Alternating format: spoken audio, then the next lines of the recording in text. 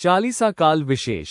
पवित्र बाइबल के अध्ययन और वाचन के साथ प्रभु यीशु ख्रीस्त के पास्का समारोह में सहभागी होने की तैयारी। पश्चाताप और हृदय परिवर्तन का मार्ग। मरकुस रचित सुसमाचार अध्याय 1। यीशु का पहला प्रचार, पश्चाताप और सुसमाचार। समय पूरा हो चुका है। ईश्वर का राज्य निकट आ गया है। पश्चाताप करो और सुसमाचार में विश्वास करो। मरकुस रचित सुसमाचार अध्याय 1 पद संख्या 15। आध्यात्मिक संदेश। यीशु ने अपना सार्वजनिक जीवन पश्चाताप और विश्वास के संदेश के साथ प्रारंभ किया। ईश्वर का राज्य हमारे हृदय में प्रवेश तभी कर सकता है जब हम अपने पापों का पश्चाताप करें। चालीसा काल हमें अपने हृदय को ईश्वर के राज्य के लिए तैयार करने का अवसर देता है। आत्म परीक्षण के लिए प्रश्न। 1. क्या मैं सचमुच पश्चाताप करने के लिए तैयार हूं? 2. क्या मैं सुसमाचार के अनुसार अपने जीवन को बदलने का प्रयास कर रहा हूं? 3. क्या मैं केवल बाहरी धर्म को निभाता हूं या अंदर से परिवर्तन चाहता हूं? 4. क्या मैं इस चालीसा काल को ईश्वर के राज्य को अपने जीवन में स्वीकार करने का अवसर बना सकता हूं? 5. क्या मैं उन बुरी आदतों को छोड़ने के लिए तैयार हूं जो मुझे ईश्वर से दूर ले जाती हैं? आइए इन बातों पर गहरा मनन चिंतन करते हुए मरकुस रचित सुसमाचार अध्याय 1 को पढ़ें और सुनें।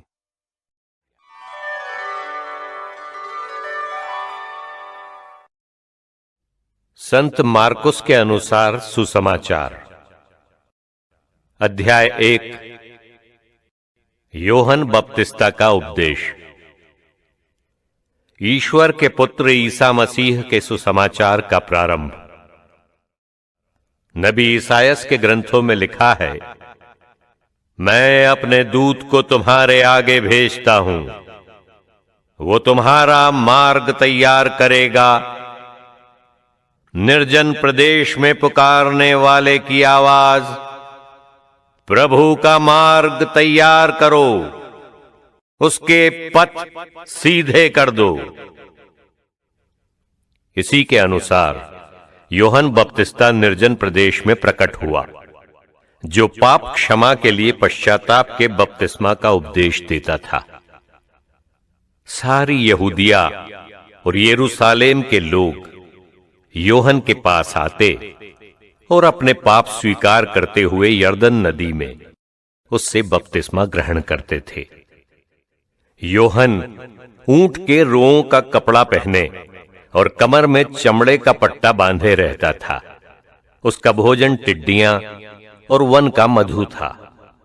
वह अपने उपदेश में कहा करता था, जो मेरे बाद आने वाले हैं वो मुझसे अधिक शक्तिशाली हैं। मैं तो झुककर उनके जूते का फीता खोलने योग्य भी नहीं हूं। मैंने तुम लोगों को जल से बपतिस्मा दिया है, वो तुम्हें पवित्र आत्मा से बपतिस्मा देंगे। प्रभु ईसा का बपतिस्मा। उन दिनों ईसा गलीलिया के नाजरेत से आए। उन्होंने यरदन नदी में योहन से बपतिस्मा ग्रहण किया। वे पानी से निकल ही रहे थे कि उन्होंने स्वर्ग को खुलते और आत्मा को कपोत के रूप में अपने ऊपर आते देखा, और स्वर्ग से ये वाणी सुनाई दी, तू मेरा प्रिय पुत्र है, मैं तुझ पर अत्यंत प्रसन्न हूं। प्रभु ईसा की परीक्षा। इसके बाद आत्मा ईसा को निर्जन प्रदेश ले चला। वे 40 दिन वहां रहे और शैतान ने उनकी परीक्षा ली। वे बनेले पशुओं के साथ रहते थे और स्वर्गदूत उनकी सेवा परिचर्या करते थे। उपदेशों का प्रारंभ। योहन के गिरफ्तार हो जाने के बाद ईसा गलीलिया आए और ये कहते हुए ईश्वर के सुसमाचार का प्रचार करते रहे, समय पूरा हो चुका है, ईश्वर का राज्य निकट आ गया है, पश्चाताप करो और सुसमाचार में विश्वास करो। 4 मछुओं का बुलावा। गलीलिया के समुद्र के किनारे से होकर जाते हुए ईसा ने सिमोन और उसके भाई अंद्रयास को देखा। वे समुद्र में जाल डाल रहे थे क्योंकि वे मछुए थे। ईसा ने उनसे कहा, मेरे पीछे चले आओ, मैं तुम्हें मनुष्यों के मछुए बनाऊंगा। और वे तुरंत अपने जाल छोड़कर उनके पीछे हो लिए। कुछ आगे बढ़ने पर ईसा ने जेबेदी के पुत्र याकूब और उसके भाई योहन को देखा। वे भी नाव में अपने जाल मरम्मत कर रहे थे। ईसा ने उन्हें उसी समय बुलाया। वे अपने पिता जेबेदी को मजदूरों के साथ नाव में छोड़कर उनके पीछे हो लिए। कफरनाहूम का अबदूतग्रस्त। वे कफरनाहूम आए।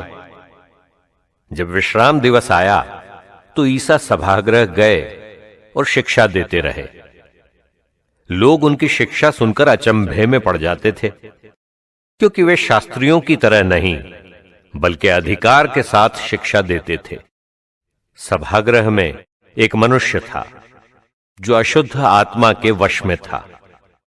वो ऊंचे स्वर से चिल्लाया, ईसा नाजरी, हमसे आपको क्या आप हमारा सर्वनाश करने आए हैं? मैं जानता हूं आप कौन है, ईश्वर के भेजे हुए परम पावन पुरुष।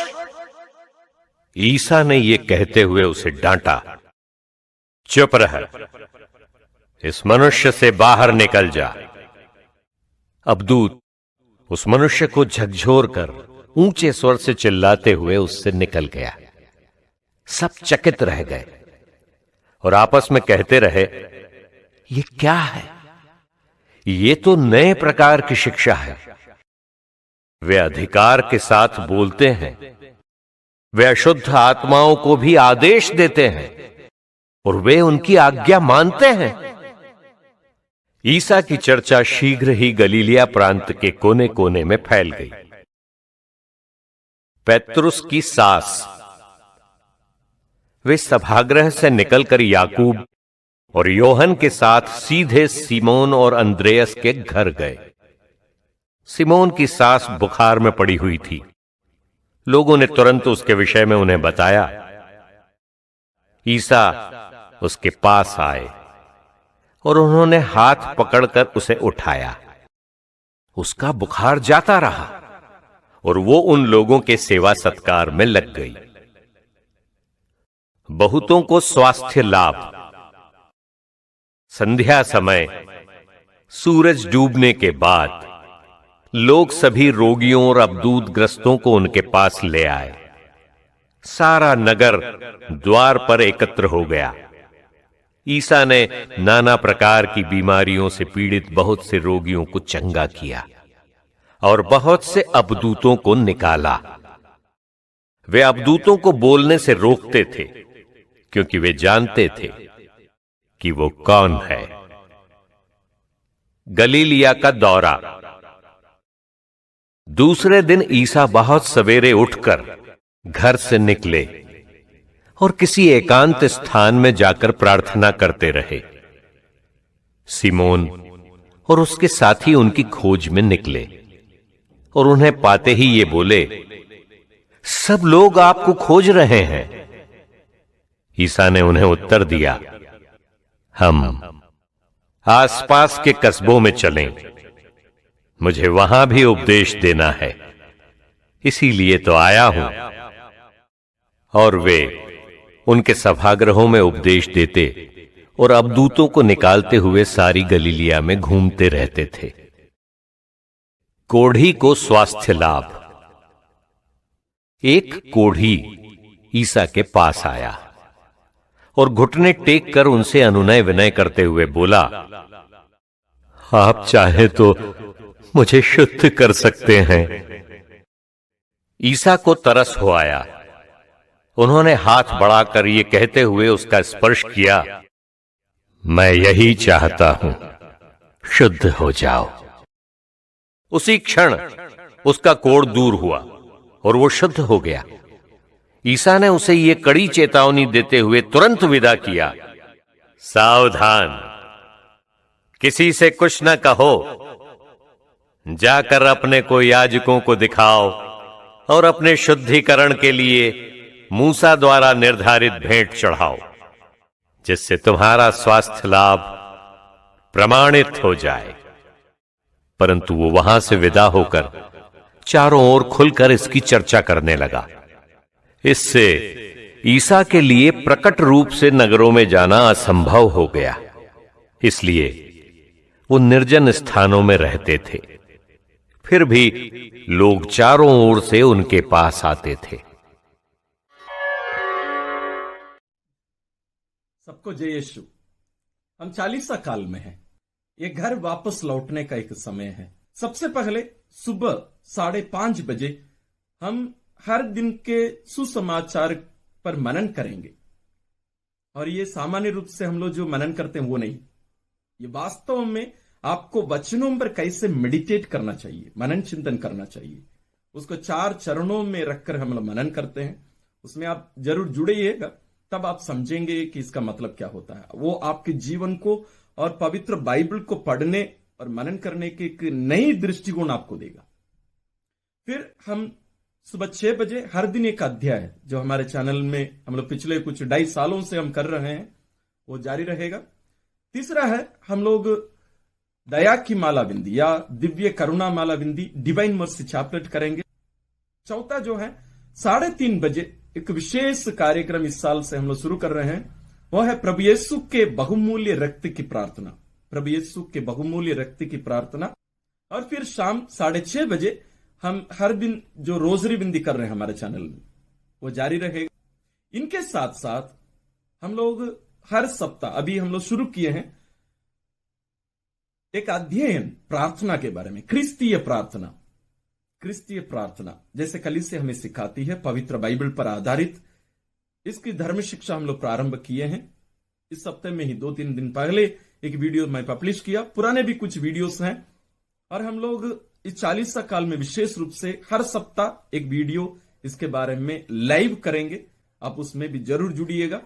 और पिछले भी वीडियोस के लिंक आपको इस वीडियो के शॉर्ट्स के डिस्क्रिप्शन में भी आपको मिलेगा, आप उसको चेक करिएगा। इनके साथ साथ हम लोग पवित्र यूकरिस्त के बारे में धर्म शिक्षा हम लोग लाइव कर रहे हैं। और रविवार ये पाठों पर जो लाइव मनन चिंतन, उसमें भी आप लोग भाग लीजिए, उनको चेक करिए।